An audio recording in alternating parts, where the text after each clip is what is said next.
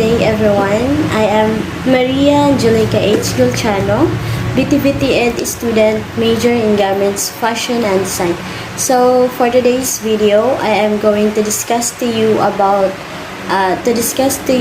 neoliberalism, myth, and vita activa. So, first is neoliberalism. So, neoliberalism is the 20th century resurgence of 19th century ideas associated with economic liberalism and free market capitalism.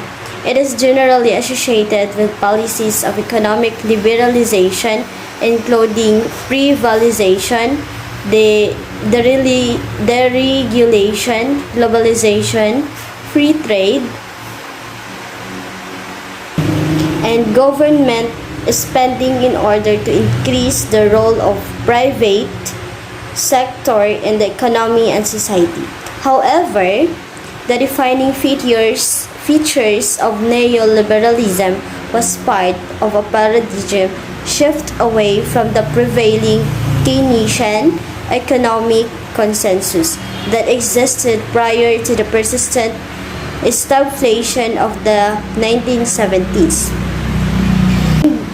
The English speakers have used the term neoliberalism since the start of the 20th century with different meanings, but it became more prevalent in the current meaning in the 1970s and 1980s, used by scholars in a wide variety of social sciences as well as by critics.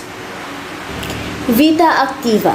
Vita activa, the human condition, first published in 1958, is Hannah Arendt's account of how human activities should be and have been understood throughout Western history.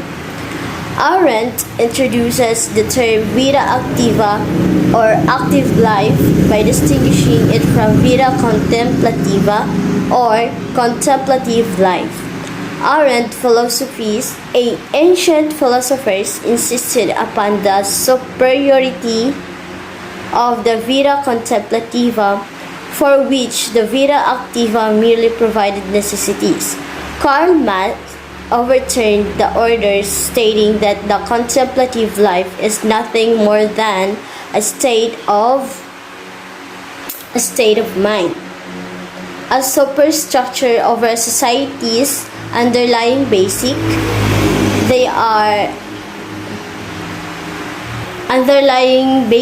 life processes. According to Arendt, the concerns they are neither greater nor inferior to those of the vita contemplativa, and they are not the same. Vita activa has divided into three sorts of activity. First is labor. Labor is human activity directed at the meeting biological necessities for self-preservation and the reproduction of the species. Second is work. Unlike labor, has a clearly defined beginning and end. It leaves behind durable object such as a tool rather than an object for consumption. Third is, or the last one is, action. Action, it means by which humans disclose themselves to others.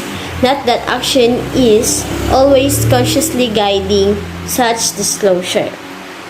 Myth is, Roland Barthes is a French theorist, 1915 to 1980, whose work discussed the sociology of signs, symbols, and collective representations, among often topics. In his book, Mythologies, Barthes undertakes a semiotic commentary of popular cultural objects well known in the French community, such as steak and chips, wrestling, and even soap, unearthing the symbolic value of these objects in relation to their theme of universality, he resolves to call the cultural power of these objects myth.